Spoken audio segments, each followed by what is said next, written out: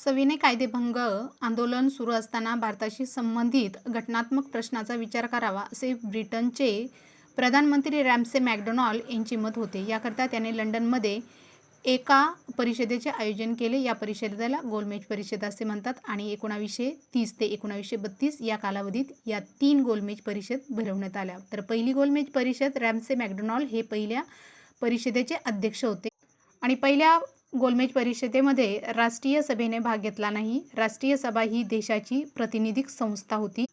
दुसरी गोलमेज परिषद 1931 साली भरवण्यात आली. महात्मा गांधी राष्ट्रीय सभेचे प्रतिनिधी म्हणून उपस्थित राहिले. त्यांनी अल्पसंख्याक जे आहेत त्यांचा प्रश्न उपस्थित केला.